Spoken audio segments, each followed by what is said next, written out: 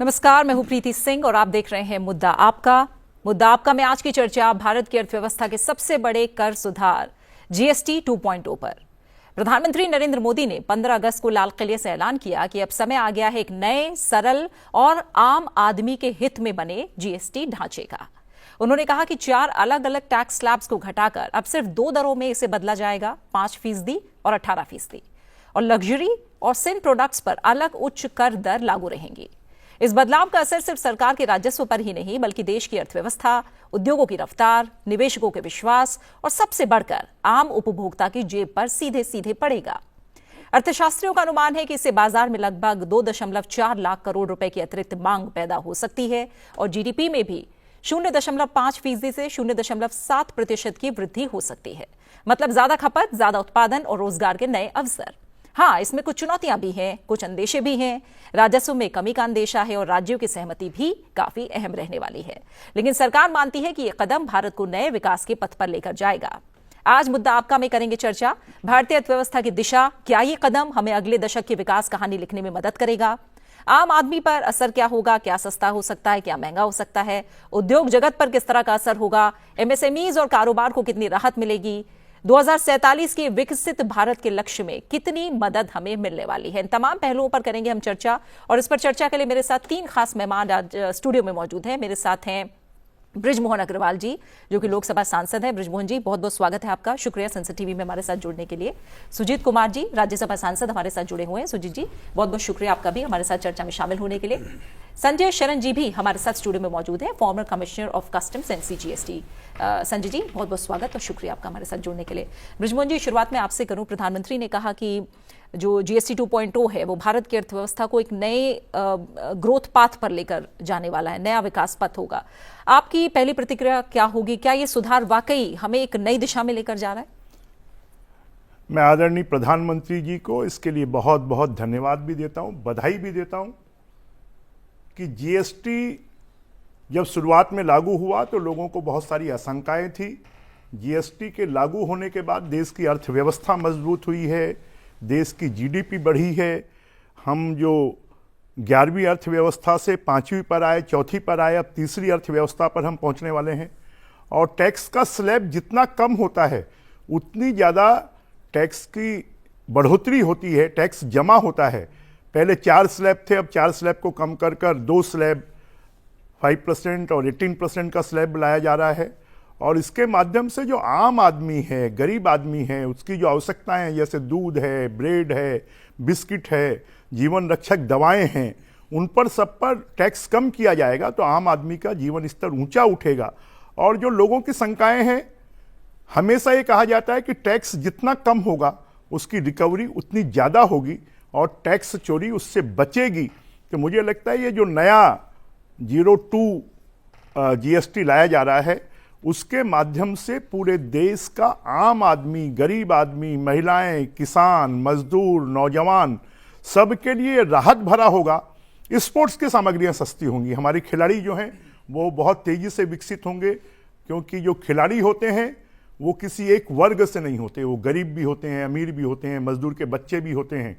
उनको भी आगे बढ़ने में बहुत बड़ा मौका मिलेगा। किसानों को जो इनपुट्स चाहिए वो इनपुट्स भी सस्ते होंगे और उसके माध्यम से खेती किसानी में भी बहुत तेजी से विकास होगा। और सबसे बड़ी बात है कि हमको, हमारे नौजवानों को स्किल इंडिया के माध्यम से रोजगार भी बहुत ज़्यादा मिलेगा, क्योंकि जब चीज़ें सस्ती होंगी, नए छोटे एसएमई लगेंगे, छोटे उद्योग लगेंगे, गृह उद्योग लगेंगे, और जब ये लगेंगे तो रोजगार का साधन बहुत ज़्यादा बढ़ेगा और देश तेजी से तरक्की के रास्ते पर जाएगा। मैं इसके लिए हमारे प्रधानमंत्री जी और हमारे वित्त मंत्री निर्मला सीतारमण जी और साथ में सभी पूरे देश के जो जीएसटी कमेटी में मेंबर्स हैं, उन सब मेंबर्स की सहमति से ये किया जा रहा है, जो लंबे समय से मांग चल रही थी। तो ये देश के विकास में एक छलांग लगाने वाला होगा और देश की अर्थव्यवस्था को तीसरे नंबर पर विश्व में लाने के लिए एक बहुत बड़ा मील का पत्थर साबित होगा। तो इसे आप बहुत बड़ा कदम मान रहे हैं। सुजीत जी, जब जीएसटी काउंसिल की बात करते हैं, कोऑपरेटिव फेडरलिज्म का प्रतीक है। अब जब दरों को सिंप्लीफाई किया गया है, आपको लगता है कि सुधार सिर्फ आम आदमी और कारोबार तक ही नहीं बल्कि राज्यों को भी दीर्घकालिक लाभ देगा? बिल्कुल। देखिए प्रीति जी, सबसे पहले तो मैं यशस्वी प्रधानमंत्री जी को बहुत बहुत धन्यवाद दूंगा और पूरे देश को मैं बधाई दूंगा। ये जो GST 2.0 जो रिफॉर्म्स है, ये हमारी जो विकसित भारत का जो सपना है 2047 तक, और ब्रिजमोहन जी ने जैसे बताया कि अभी तीसरी बड़ी अर्थव्यवस्था बनने के कगार पे हैं हम लोग, $5 ट्रिलियन इकोनॉमी बनने के कगार पे हैं, और 2047 तक $25 ट्रिलियन का हमारा जो सपना है, ये एक बहुत बड़ा कदम है उस दिशा में। और जो कोऑपरेटिव फेडरलिज्म का बात आपने कहा, देखिए अभी जो GST कलेक्शन है उसका एक पार्ट जाता है स्टेट्स को, ठीक है। तो इसमें जैसे एक स्टेट्स का एक राय भी बहुत इम्पोर्टेंट हो जाता है, और ये शुरुआत में जो कलेक्शन थोड़ा सा कम होगा, इसमें स्टेट्स इनके जो ऑब्जेक्शंस हैं ये भी जायज़ हो सकता है कि स्टेट के कलेक्शन में कमी होगी। लेकिन आप देखिए कंपेंसेशन एक सेस होता है जो इसका 80,000 करोड़ के आसपास अभी आता है सरकार को, और वो दिसंबर 2025 तक उसको फेज आउट करने का था। क्यों करने का था? क्योंकि हमारे पास अभी GST का कलेक्शन लगभग 25 लाख करोड़ के आसपास पिछले साल हुआ है, जो 10%, 9.5% से ज़्यादा उसका बढ़ावा हुआ है पिछले साल को लेके। तो अभी हर स्टेट को GST कलेक्शन सफिशिएंट उनके पास आ रहा है। तो कंपेंसेशन सेस अगर फेज आउट कर रहे हैं तो कोई मतलब नहीं है कि GST को इतना कॉम्प्लिकेटेड करें। तो इसलिए ये सिंप्लीफिकेशन बहुत ज़रूरी है। और जैसे ब्रिजमोहन अग्रवाल जी ने बताया कि आप जितना सिंप्लीफाई करेंगे कलेक्शन, टैक्स रेवेन्यू उतना ही बढ़ेगा। इकोनॉमिक्स में एक थ्योरी है जो लैफर कर्व कहते हैं। टैक्स आप जितना बढ़ाएंगे, आपको याद होगा कि 70 के दशक में, 80 के दशक में 97% तक tax, income tax, personal income tax हुआ करता था, और टैक्स कलेक्शन बहुत कम था क्योंकि लोग डिक्लेयर नहीं करते थे। तो लैफर कर्व का ये फिलॉसफी है कि आप जितना कम टैक्स करेंगे तो टैक्स रेवेन्यू उतना बढ़ेगा, क्योंकि कंप्लायंस उतनी बढ़ेगी, जो कंप्लायंस बर्डन कम होगी, और इससे राज्यों को मुनाफा होगा। तो मैं नहीं मानता हूँ कि कोई राज्य इसको विरोध करेगी, और सारे राज्यों के हित में है, ये देश के हित में है। और जो आखिरी बात मैं कहना चाहता हूँ, इसमें हमारे MSMEs के लिए, खासकर इसके लिए बहुत फ़ायदा होगा, और जिससे जॉब्स क्रिएट होंगे, क्योंकि MSMEs हमारे 3 करोड़ से ज़्यादा MSMEs हैं देश में, और यही जॉब्स क्रिएट करते हैं। तो ये बहुत ही अच्छा कदम है जो ease of living, ease of doing business के लिए। संजय जी, आपकी नज़र में पहले क्या दिक्कतें सामने आ रही थी? 4 टैक्स स्लैब्स थे, कई एग्जेम्पशंस की वजह से हम देख रहे थे कि जो कंप्लायंस कॉम्प्लेक्स और डिस्प्यूट्स हैं वो भी थोड़े ज़्यादा थे। अब 2 स्लैब आ रहे हैं, इसमें आपको क्या लग रहा है? नई व्यवस्था काफ़ी, क्या वाकई कंप्लायंस आसान करेगी, और जो डिस्प्यूट्स हमें देखने को मिले या लिटिगेशन जो देखने को मिला वो घटेगा? बिल्कुल घटेगा, डिस्प्यूट्स और लिटिगेशन बिल्कुल घटेगा। अभी हमारे पास जो प्रेजेंटली जो है वो 4 स्लैब्स है, 5, 12, 18 और 28, 4 स्लैब्स है। तो इसको घटा के 2 करने की बात है, और 2 में 5% और 18% की चांसेस है कि वही होगा। और जो सबसे हाईएस्ट स्लैब है वो 28% का है, तो उसको हटा दिया जाएगा उससे। तो आज भी कई विसंगतियां हैं जिसके चलते प्रॉब्लम है, जैसे क्लासिफिकेशन की विसंगतियां हैं, और दूसरी चीज़ है कि लोग टैक्स कम करने के लिए कहीं और ले जाना चाहते हैं। एक आपको एग्जांपल मैं बताता हूँ अभी क्या पोजीशन है। एक लीगल मेट्रोलॉजी एक्ट के हिसाब से अगर मान लीजिए प्री लेबल्ड है कोई चीज़ें, और उसमें 25 किलो या 25 लीटर का सामान है, तो उस पर 5% टैक्स है। लेकिन अगर वही अनब्रांडेड है तो वो टैक्स से बाहर है, जैसे चावल हुआ, दाल हुआ, इस टैक्स से बाहर है। तो जब ये चीज़ें लीगल मेट्रोलॉजी एक्ट को जब इसमें लिंक किया गया GST के साथ, तो लोगों ने क्या किया कि 26 किलो का या 26 लीटर के पैकेजेस बनाना शुरू कर दिए टैक्स से बचने के लिए। तो हमें लगता है कि इसको घटाने से कॉम्प्लायंस, जैसे कि दोनों ऑनरेबल MPs ने बोला कि ऑब्वियसली होगा, और क्लासिफिकेशन का जो प्रॉब्लम्स है या इन्वर्टेड ड्यूटी स्ट्रक्चर का प्रॉब्लम्स है या दूसरे प्रॉब्लम्स है, उससे भी हमें राहत मिलेगी। और भी बहुत सारी चीज़ें प्रधानमंत्री के आश्वासन के बाद या उनके अनाउंसमेंट के बाद बहुत सारी और भी चीज़ें आई हैं, जैसे रिटर्न्स को वो कहते हैं कि रिटर्न्स को हम लोग, और उसके बाद एक PIB ने एक प्रेस रिलीज भी जारी किया है, प्रेस इन्फॉर्मेशन ब्यूरो ने प्रेस रिलीज 15 अगस्त को ही जारी किया है। तो उसमें यह है कि रिटर्न्स को टेक्नोलॉजी ड्रिवन किया जाएगा, रिफंड को और सरलीकरण किया जाएगा, रिफॉर्म्स का रिफंड को, रिटर्न्स को, रजिस्ट्रेशन को और सरलीकरण करेंगे। आज के तारीख में जो रजिस्ट्रेशन है वो बहुत आसान नहीं है, उसमें समय लग जाता है, तो उसको भी प्रधानमंत्री का ये है कि उसको भी करेंगे। और जैसा ऑनरेबल सुधीर कुमार जी ने बताया, कॉम्पेंसेशन सेस जब हमारे पास आया था तो उसकी बात थी कि हम उसको 5 साल के करीब रखेंगे, उसके बाद उसको बढ़ा करके अभी 26 तक किया गया है, मार्च 26 तक मेरे ख्याल से शायद है, लेकिन उसका भी औचित्य अब नहीं बन पाता है बिकॉज जो स्टेट्स को कॉम्पनसेट करना था दैट कॉम्पनसेशन किया जा चुका है। और सबसे बड़ी बात जो हम उसको समझने की कोशिश कर रहे हैं कि रेट घटने से क्या होगा कि चीज़ों के दाम घटेंगी, तो कंजम्पशन ज़्यादा होगा, बिजनेस ज़्यादा होगा, टैक्स ऑब्वियसली ज़्यादा आएगा।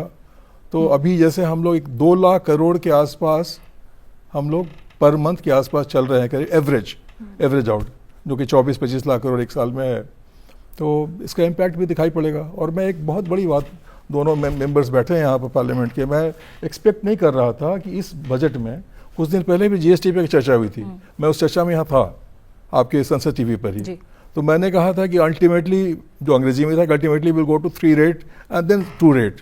बट ये जो 2 रेट का जो इसको मैं कहूँगा इट्स बॉम्ब सेल, कि आपने उसके एकदम से 4 से 2 की बात जो आप कर रहे हैं, इतना बड़ा डिसीजन लेना एक बहुत बड़ी, मतलब इट्स बहुत बड़ा चेंज है। हाँ। और उस चेंज के चलते इकोनॉमी में बूस्ट आएगा और सारी चीजें, हाँ, क्योंकि जैसे आपने कहा कि कंजम्पशन ड्रिवन ग्रोथ मॉडल की तरफ हम बढ़ रहे हैं जी। तो ब्रजमोहन जी, अनुमान जैसा है कि जीएसटी 2.0 से करीब 2.4 लाख करोड़ की अतिरिक्त मांग पैदा होगी। जो जीडीपी में ग्रोथ की बात आ रही है 0.5 से 0.7% तक बढ़ोतरी की बात कही जा रही है, और जो हम कह रहे हैं कि कंजम्पशन ड्रिवन ग्रोथ मॉडल अपनाया जा रहा है, तो हम माने कि ये डबल डिजिट ग्रोथ का जो सपना हम लेकर चल रहे हैं आगे, ये ग्रोथ मॉडल उसमें काफी कुछ मदद करेगा? निश्चित रूप से ये जो मॉडल है, डबल डिजिट ग्रोथ का जो मॉडल है, और कंजम्पशन के आधार पर टैक्स लेने का जो आधार है, आप खुद सोचिए ना कि आप किसी चीज़ को मार्केट में खरीदने जाती हैं और आप पूछेंगी ये कितने का है। अगर वही चीज़ हमको सस्ती मिलती है तो हम एक की बजाय 2 ले लेंगे कि चलो दोनों बच्चों के लिए ले लेते हैं। तो ऐसा जो लोगों की एक भारतीय इकोनॉमी में सोच है कि भारतीय इकोनॉमी में अगर कोई चीज़ सस्ती होती है तो उसका कंजम्पशन ऑटोमेटिक बढ़ता है और इसके लिए हमको कुछ करने की ज़रूरत नहीं होती है। और ये जो सोच के कारण, मैं तो कि मोदी जी के बारे में कहते हैं ना कि मोदी जी हैं तो मुमकिन है, वो कब कैसा डिसीजन ले लेंगे। जैसे बता रहे हैं कि ये सोचते थे कि 3 टाइप का टैक्स होगा, उन्होंने उसको 2 टाइप के टैक्स पे ले आया। तो ये धीरे धीरे देश में टैक्स की प्रणाली को सरल करना, लोगों को उलझने से बचाना और पूरे सिस्टम को सरल करना, और जो हमारे छोटे व्यापारी हैं, जो गृह उद्योग हैं, जो एसएमई हैं, उनको प्रोत्साहित करना। क्योंकि अगर रोजगार सबसे ज़्यादा किसी में मिलता है तो गृह उद्योगों के माध्यम से मिलता है, अगर रोजगार मिलता है तो एसएमई के माध्यम से मिलता है, अगर रोजगार मिलता है तो ईज ऑफ डूइंग के माध्यम से मिलता है, अगर रोजगार लोगों को मिलता है तो सेल्फ के बिजनेस करने से मिलता है। और सब लोग नौकरियों के पीछे भाग रहे हैं। जब टैक्स कम होंगे और गांव में मांग बढ़ेगी तो गांव-गांव में दुकानें खुलेंगी, गांव-गांव में फैक्ट्रियां खुलेंगी, और जब ये खुलेगी तो देश की रेवेन्यू बढ़ेगी और आम आदमी का जीवन खुशहाल होगा। और ये निर्णय करने के लिए हम मोदी जी को बहुत बहुत धन्यवाद देते हैं। ठीक है, और जो हम चुनौती और अंदेशे की बात कर रहे हो सुजीत जी, मैं थोड़ा सा राज्यों का जो पर्सपेक्टिव है वो आपके नज़रिए से समझने की कोशिश कर रही हूँ, क्योंकि एक अनुमान यही है कि सालाना 1.6 लाख करोड़ का रेवेन्यू लॉस हो सकता है। क्या राज्यों को भरोसा है कि इस घाटे का जो मुआवजा है उन्हें पूरी तरह और समय पर मिलेगा? ये अंदेशे जो कुछ बने हुए हैं, इन पर आप क्या कहेंगे? देखिए, ये मोदी सरकार है, ये कोऑपरेटिव फेडरलिज्म में ये विश्वास करती है। हो सकता है शॉर्ट टर्म में कुछ रेवेन्यू शॉर्टफॉल्स हो, जरूर होगा, क्योंकि आपका इतने जीएसटी स्लैब आप घटा रहे हैं, तो शॉर्ट टर्म में 1.5 लाख 2 लाख अनुमान करोड़ का अनुमान हो रहा है, ये बिल्कुल कम होगा। उसका आधा अगर राज्यों को जाता है तो करीबन मान के चलिए 1.25 लाख के आसपास राज्यों का जो है रेवेन्यू कम होगा। लेकिन मीडियम लॉन्ग टर्म में राज्यों को इसका फ़ायदा होगा, क्योंकि जैसे आपने खुद ही बताया कि कंजम्पशन लेड ग्रोथ, इससे ज़्यादा कंजम्पशन होगा, ज़्यादा खरीदारी होगी, तो इसको इकोनॉमी को बूस्ट होगी, तो जो जीएसटी शॉर्टफॉल होगा इन द शॉर्ट टर्म वो कंपेंसेट हो जाएगा और उसका मुनाफा राज्यों को ही जाएगा। दूसरी बात जो है, देखिए अभी आपका जो कंपेंसेशन सेस दिसंबर 2025 या मार्च 2026 तक वो फेज आउट हो जा रहा है। तो वो क्यों फेज आउट हो रहा है? क्योंकि ऑलरेडी राज्यों को इतना ज़्यादा एक्सपेक्टेशन से ज़्यादा ही उनको जीएसटी कलेक्शन हो रहा है। तो मैं नहीं मानता हूँ कि इससे राज्यों को बहुत ज़्यादा नुकसान होगा, रादर राज्यों को बहुत ज़्यादा इससे फ़ायदा होगा। मीडियम टर्म लॉन्ग टर्म में इनकी जीडीपी ग्रोथ होगी, और जैसे अभी दोनों ही मेहमान जैसे बता रहे थे कि जॉब्स क्रिएट होंगे, कंजम्पशन बढ़ेगी, तो इसका मतलब लघु उद्योग ज़्यादा बढ़ेगा, लघु उद्योग ज़्यादा बढ़ेगा तो इसमें जॉब्स ज़्यादा क्रिएट होंगे, क्योंकि एमएसएमई ही होते हैं जो जॉब्स क्रिएट करते हैं। तो जितने ज़्यादा जॉब्स होगा उसका फिर रिपल इफेक्ट आएगा इकोनॉमी में ही। तो जैसे हमारी तीसरी बड़ी अर्थव्यवस्था बनने का जो सपना है, $5 ट्रिलियन बनने का जो सपना है, ये इसका एक बहुत ही ज़्यादा उसका सपोर्ट मिलेगा, और ये टेलविंड कहते हैं ये इससे होगा। तो राज्य उसको सपोर्ट करेंगे, मुझे मेरा पूरा विश्वास है। ठीक है संजय जी, आपका असेसमेंट, टेक्निकल असेसमेंट क्या कहता है कि जब कंजम्पशन बूस्ट होगा तो क्या रेवेन्यू लॉस उससे पूरा होगा, और एक तरह से हम कहें कि डिमांड लेड रिकवरी इतनी मजबूत होगी कि जो रेवेन्यू शॉर्टफॉल है उसे न्यूट्रलाइज किया जा सके? शॉर्ट टर्म में पक्का थोड़ा सा रेवेन्यू डाउन होगा, जैसे एक बैग आप किसी चीज़ का रेवेन्यू घटा कीजिएगा तो थोड़ा सा डाउन होगा, लेकिन अल्टीमेटली जब कंजम्पशन बढ़ना शुरू करेगा, कंजम्पशन बढ़ना ही बढ़ना है। कंजम्पशन सिर्फ सेल से लिंक नहीं है, कंजम्पशन जॉब क्रिएशन से लिंक्ड है, कंजम्पशन आपके ईज ऑफ डूइंग बिजनेस से भी लिंक्ड है। तो जैसे जैसे कंजम्पशन बढ़ेगा तो हमारी रेवेन्यू फिर ऊपर बढ़ती जाएगी, और ऐसा हम लोगों ने देखा है। हम लोग इनकम टैक्स में हम लोगों ने देखा है, जैसे कि आपकी टैक्स रेट ज़्यादा थे, या पीछे लाइसेंस राज था, पीछे आप याद करिए किसी ज़माने में हर चीज़ के लाइसेंस हुआ करता था। लाइसेंस को 1991 में डिसमेंटल किया गया, उसका पॉजिटिव इम्पैक्ट पड़ा, इकॉनमी बढ़ना शुरू हो गई। तो जितने ओवर कंट्रोल्स हैं उसको अगर आप हटाएंगे आप, तो नेचुरली कंजम्पशन बढ़ेगा और आपके एम्प्लॉयमेंट बढ़ेंगे, जॉब्स बढ़ेंगे, ईजी होगा। तो उससे अल्टीमेटली ये ईज आउट कर जाएगा और इवन आउट कर जाएगा with the passage of time, और ग्रेजुअली आप मतलब कुछ समय के बाद वो आपकी जो हमारी आज की दिन जो रिकवरी है उसकी जीएसटी की, जो करीब 2 लाख करोड़ पर महीने के हिसाब से है, तो हमको लगता है कि अल्टीमेटली हम कुछ महीनों के बाद या कुछ टाइम के बाद उसको क्रॉस करेंगे। जब हमने जीएसटी लाया भी था तो रेवेन्यू हमारी कम थी। जब हमने जीएसटी लाए थे हम लोगों ने, तो हमारे पास 60-62 लाख करोड़ के 60-62 लाख करीब रजिस्टर्ड पर्सन थे हमारे पास। आज 1,52,00,000 से ऊपर हैं, और इनवॉइस से ज़्यादा जनरेट हो रहे हैं, आपके ई वे बिल ज़्यादा बन रहे हैं, आपके लोग ज़्यादा इस जीएसटी में। और गवर्नमेंट ने और भी बहुत सारा चीज़ें किया है, जिससे गवर्नमेंट ने एक इनडायरेक्ट या डायरेक्ट बोलिए उसको इनडायरेक्ट चेक्स रखा हुआ है गवर्नमेंट ने। जो ई वे बिल एक चेक है, आपका डाटा माइनिंग जो है बैंक में आप जाके चेक करते हैं कि लोग उसको सप्लाई करते हैं कि नहीं, क्या जेन्युइन सप्लाई है कि नहीं है। तो इस तरीके की चीज़ें लगातार हम जीएसटी कलेक्शन का रिकॉर्ड देख रहे हैं 1.8 से 2 लाख करोड़ के आसपास हर साल। हम कहें कि सिर्फ राजस्व नहीं, ease of doing business, ease of living, broader एक विजन यही रहा है इसे बढ़ावा देना राजस्व का। देखिए कंट्री, हम लोग डेमोक्रेटिक कंट्री हैं, हम लोग वी आर डेमोक्रेटिक कंट्री। तो डेमोक्रेटिक कंट्री में सबको साथ लेके चलना ही है। प्रधानमंत्री भी यही बोलते हैं, सबका साथ, सबका विकास, सबका प्रयास, यही बात बोलते हैं प्रधानमंत्री भी। तो सबको लेके ही चलना है हम लोगों को इसमें। तो जो भी ईज ऑफ डूइंग बिजनेस होगा तो उससे नेचुरली वो लोगों की लिविंग स्टैंडर्ड्स अच्छे होंगे, कंजम्पशन अच्छा होगा, वो होना ही होना है। वो तो मतलब इनएविटेबल एक प्रोसेस है वो।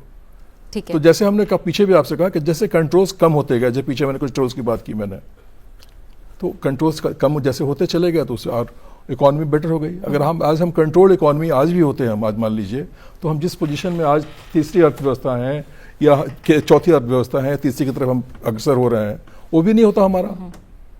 ठीक है। तो जो अभी शॉर्ट टर्म रेवेन्यू लॉस की बात कर रहे हैं, लेकिन एक इमीडिएट बूस्ट की अगर बात करें तो हमने देखा कि मार्केट की प्रतिक्रिया बृजमोहन जी बहुत पॉजिटिव रही। हमने देखा सेंसेक्स और निफ्टी रिकॉर्ड स्तर पर पहुंचे, ऑटो और एफएमसीजी कंपनियों का हमने देखा कि कंपनियों के शेयर चढ़े। तो आप मान रहे हैं कि निवेशकों का विश्वास इसके जरिए कहीं ना कहीं दिख रहा है और इससे एक इमीडिएट बूस्ट मिलने की संभावना है? निश्चित रूप से हमारे दोनों अतिथि जिस प्रकार की शंका जाहिर कर रहे हैं कि टैक्स कुछ कम हो सकता है पहली सालों में, मुझे नहीं लगता है कम होगा। मुझे लगता है कि टैक्स में बूस्ट होगा और रेवेन्यू बढ़ेगी। और जो हमारे इन्वेस्टर हैं, आज अगर देश की इकोनॉमी को बूस्ट करने वाले कोई लोग हैं तो वो इन्वेस्टर हैं।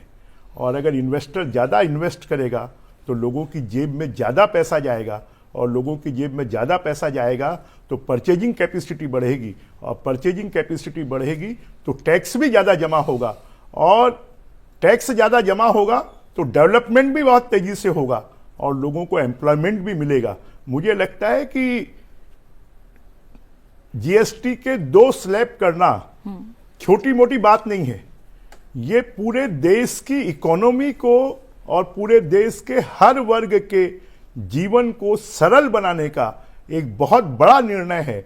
और एक ये अच्छी बात है कि टैक्स का जब मामला आता है तो जितने टैक्स वसूल हमारे दुकानदार करते हैं, हमारे रेस्टोरेंट करते हैं, हमारे छोटे व्यवसायी करते हैं, मोदी जी ने लाल किले से इस बात को कह दिया तो देश की आम जनता तक ये मैसेज पहुंच गया है कि आने वाले समय पर ऐसा होने वाला है। और इसलिए में जो गड़बड़ होती है वो गड़बड़ भी नहीं होगी।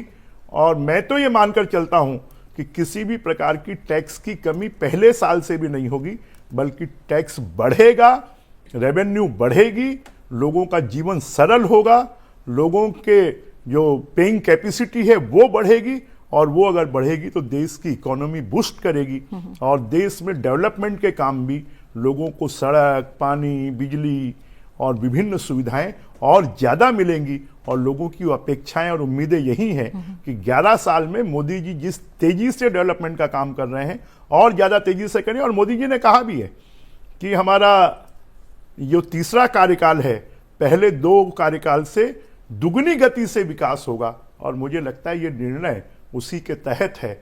और ये टैक्स का जो स्लैब 2 किया है, इसके माध्यम से देश की इकोनॉमी बहुत तेजी से ग्रो करेगी। और इससे दिवाली का तोहफा भी प्रधानमंत्री ने बताया है कि जनता की जेब पर सीधा असर पड़ेगा, middle class, lower income groups पर को इनका फायदा होगा। जो रोजमर्रा की चीज़ों में क्या इतने तुरंत हम राहत महसूस करेंगे? और क्योंकि जो एमएसएमई की हम बात कर रहे हैं, छोटे व्यापारियों की बात कर रहे हैं, कंप्लायंस सरल बनाने की बात हुई है, राज्यों के पास डिजिटल इंफ्रास्ट्रक्चर की अगर हम बात करें या संस्थागत क्षमता की बात करें, आप मानते हैं वो इतना मजबूत है, या ये जो तमाम पहलू हैं उस पर भी बराबर ध्यान दिया जा रहा है इन्हें मजबूत करने पर? बिल्कुल प्रीति जी, मैं पहले तो ये बताना चाहूँगा कि हमारा जो जीएसटी कलेक्शन है ये 2 लाख पर महीना एवरी मंथ, हाँ 2 लाख करोड़, तो गलती से आपने 2 लाख सालाना कहा था। अच्छा। तो ये 24-25 लाख सालाना, हाँ पर मंथ। देखिए बिल्कुल, ये देखिए टैक्स अगर कम होता है, इनकम टैक्स का उदाहरण भी लिया गया है, तो ये जो बचत होता है ये सीधा जो आम आदमी है इसके पॉकेट में जाता है और उससे कंजम्पशन ज़्यादा बढ़ता है। ये दुनिया भर में देखा गया है और मैंने लाफर कर्व का आपको उदाहरण भी दिया है। पहले भी देखते थे 70-80 दशक में जैसे 90%, 97% इनकम टैक्स रेट हो चुका था, हाईएस्ट स्लैब। और अभी देखिए अभी अर्थव्यवस्था का क्या हालत है, उस समय क्या था, क्योंकि अभी लोगों के पास ज़्यादा डिस्पोजेबल इनकम है क्योंकि इनकम टैक्स कम हुआ है। और देखिए एक उदाहरण मैं देना चाहूँगा, अभी इंश्योरेंस में अभी टैक्स 18% जीएसटी है, 18% जीएसटी है। अभी हमारा जो लाइफ इंश्योरेंस है देश भर में पेनिट्रेशन इज़ वेरी लो, बहुत ही कम पेनिट्रेशन है, जितना होना चाहिए उससे बहुत ज़्यादा कम है। तो अभी जो बात भी चल रहा है कि ये जो टैक्स जीएसटी 2.0 रिफॉर्म्स है, इसमें इंश्योरेंस प्रोडक्ट्स पे जीएसटी सिर्फ 5% कर दिया जाएगा। तो इससे बहुत ही ज़्यादा एक देश को फ़ायदा होगा। बहुत सारे लोग जो इंश्योरेंस खरीदने के लिए डरते हैं कि मान लीजिए 10,000 का इंश्योरेंस प्रीमियम है, उसमें फिर 1800 रुपया का टैक्स लग जाता है, तो उनको लगता है यार इतना पैसा मतलब क्यों दे। तो ये इससे ये एग्जाम्पल मैंने दिया आपको कि इससे जो लोगों के पास ज़्यादा पैसा आएगा तो लोग उसको खर्च करेंगे, जो देश के लिए अच्छा है। और ये यूनिवर्सली प्रूवन है, ये एम्पिरिकल डेटा है, इसमें ये देखा गया हर जगह पे कि जहाँ पे लोगों के पास पैसा, डिस्पोजेबल इनकम ज़्यादा होता है, टैक्स कम होता है, तो वो खर्च ही करते हैं। और वो पैसा कहाँ जाएगा? वो देश में ही रहेगा, देश की अर्थव्यवस्था को ही मजबूत करेगा। और देश की अर्थव्यवस्था कैसे मजबूत होगा? उसमें उससे ज़्यादा जॉब्स क्रिएट होंगे, ज़्यादा एमएसएमई उससे उभर के आएंगे। तो वो देश के लिए मीडियम टर्म, देखिए मैंने जो कहा कि शॉर्ट टर्म में कुछ रेवेन्यूज कम हो सकता है, वो 2 महीना हो सकता है, 4 महीना हो सकता है 5-6 महीना हो सकता है, लेकिन मीडियम टू लॉन्ग टर्म में वो जरूर देश के लिए फ़ायदा है और लोगों के पास ज़्यादा पैसा आएगा पॉकेट में, तो वो खर्च ही करेंगे देश के लिए। और कोई चैलेंजेस की आप बात करेंगे जो जीएसटी 1 में हमें दिखाई दी हो? और डिजिटल सेफगार्ड की बात है, आईटी सिस्टम्स को और मजबूत करने की बात है। एक बात थी कि कस्टम ड्यूटी और जीएसटी का कोऑर्डिनेशन थोड़ा और बेहतर होने की बात हो रही थी। तो आपको लग रहा है कि जितनी भी दिक्कतें हमें पहले देखने को मिली हैं उन पर बहुत बारीकी से ध्यान दिया जाएगा क्या इस बार? कई एरियाज़ है उस पर। अभी तो सिर्फ बेसिकली कुछ एरियाज़ को बताया इन्होंने, बट कई एरियाज़ हैं जहाँ पर और ध्यान देने की ज़रूरत है। जैसे फॉर एग्ज़ाम्पल जो आज की तारीख में जो फ्रॉड होता है वो आईटीसी का फ्रॉड होता है। बिल्कुल। आईटीसी का फ्रॉड क्या है, ए ने बी को सप्लाई किया, बी ने सी को सप्लाई किया। अब बी शायद बी वहाँ पर वो पेपर पर था या उसने सप्लाई नहीं किया, उसके चलते वो सी भी फंस जाता है उसमें। तो थोड़ा सा इसको हमको बैक वे में इसको करना पड़ेगा कि आप दूसरे को क्रेडिट अलाउ करना तब अलाउ कीजिए जबकि वो आदमी उसका जीएसटी पे कर दे और ए को सप्लाई को ट्रांसफ़र कर दे, उसका जीएसटी पे हो जाए। तो ऐसी कुछ चीज़ें हैं, कुछ क्षेत्रों में जीएसटी और लगाना चाहिए जो अभी उसमें ज़रूरत है, जो लगा देना चाहिए। तो ऐसी कोई चीज़ें आप कीजिएगा जिसमें आप, हमने बहुत सारा बैक करके हम लोगों ने जीएसटी में किया है, बट ये करने से काफ़ी आपके और उससे भी रेवेन्यू को बहुत बूस्ट मिलेगा। तो इन सब चीज़ों से और भी कई ऐसी चीज़ें हैं जिसमें कि थोड़ा सा और सिस्टम को या जीएसटी काउंसिल तो आप को। मानते हैं कि जब बड़े रिफॉर्म्स की बात होती है तो ये उतार चढ़ाव लगे रहते हैं? क्योंकि हम जब फास्टेस्ट ग्रोइंग इकोनॉमी की बात कह रहे हैं, हम ग्लोबल इन्वेस्टर्स की बात कह रहे हैं, आपको लग रहा है कि टैक्स रिजीम को इतना सिंप्लीफाई करेगा कि हम आने वाले समय में ग्लोबल बेंचमार्क के बराबर खड़े हो पाएं और रिफॉर्म्स में बिल्कुल हो ये पाएंगे। मैं तो आपसे पहले भी कहा मैंने कि मैं इतना सरप्राइज हूँ जबकि सीधे उन्होंने 4 से 2 की जो बात कर दी, मैं खुद बहुत हतप्रभ हूँ। मैं ये लगता था कि 3 पर आएंगे, हो सकता है 1-2 साल के बाद 2 पर जाएंगे, तो 4 से 2 जो उन्होंने किया है, ऐसा ही सिस्टम, इसी तरह का सिस्टम कई एडवांस कंट्रीज में है कि जहाँ के 2 स्लैब्स हैं। आखिर में बृजमोहन जी आपका क्या कमेंट रहेगा? मैंने जैसे कहा कि सुजीत जी आपसे भी हम क्लोजिंग कमेंट लेंगे। बृजमोहन जी क्या लग रहा है आगे की दिशा, क्योंकि कई उतार चढ़ाव, हमने इतना बड़ा रिफॉर्म जीएसटी जिसे माना गया, कई उतार चढ़ाव हम देखते रहे हैं, आगे की दिशा क्या कहेंगे क्लोजिंग कमेंट में आप? आगे की जो दिशा है वो देश को ग्लोबल इकोनॉमी में एक बड़ा बूस्ट देने वाली आगे की दिशा है।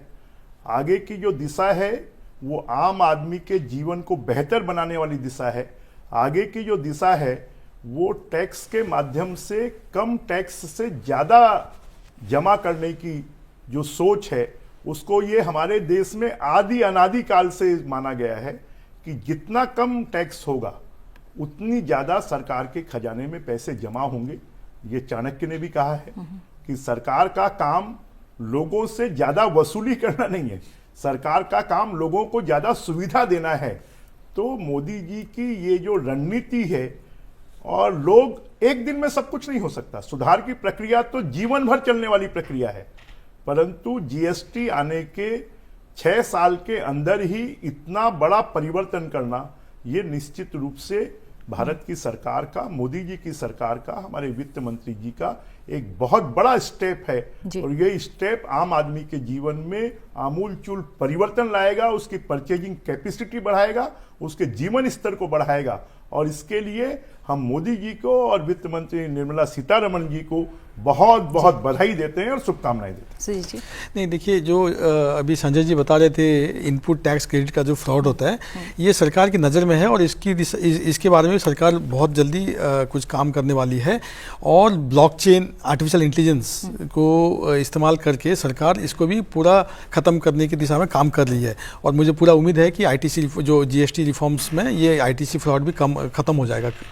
दूसरी बात है जो दोनों साथियों ने बताया कि ये देश के लिए बहुत ही अच्छा कदम है, खासकर जो हमारे जो आम आदमी हैं, एमएसएमईस हैं, एंटरप्रेन्योर्स हैं, स्टार्टअप्स हैं और आम उपभोक्ता हैं, सबके लिए ये बहुत ही अच्छा कदम है। और इसको मैं मानता हूँ कि हम पूरे देश की तरफ से प्रधानमंत्री जी को हम लोग बहुत बहुत धन्यवाद और बधाई देने चाहिए। बिल्कुल। और इसी के साथ मुद्दा आपका जो समय है वो यहीं पूरा हो गया है। इस चर्चा के लिए संजय जी आपका, सुजीत जी आपका, बृजमोहन जी आपका, तीनों मेहमानों का बहुत बहुत शुक्रिया हमारे साथ जुड़ने के लिए। तो ये साफ है कि जीएसटी 2.0 सरकार इसे महज कोई साधारण टैक्स सुधार के रूप में नहीं देख रही है, बल्कि इसे एक नया भरोसा, एक नई दिशा मान रही है। सरलीकरण से आएगी पारदर्शिता और राहत से बढ़ेगी खरीदने की ताकत। दिवाली तक अगर ये बदलाव लागू होते हैं तो घर की जो आपकी थाली है उससे लेकर आपके कारोबार की गली तक हर जगह इसका असर भी महसूस होगा। आने वाले दिनों में देखते हैं कि काउंसिल और सरकार किस तरह इस रोड मैप को पूरा करती है। लेकिन इतना तय है कि जीएसटी 2.0 सिर्फ टैक्स नहीं है, बल्कि विकसित भारत 2047 की ओर एक मजबूत और एक बड़ा कदम साबित हो सकता है। इसी के साथ मुद्दा आपका में फिलहाल इतना ही। आप बने रहिए संसद टीवी के साथ। नमस्कार।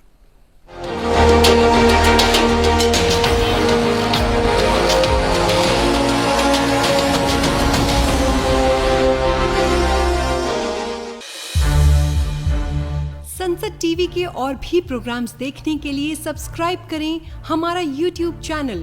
और हाँ, इन्हें लाइक और शेयर करना ना भूलें।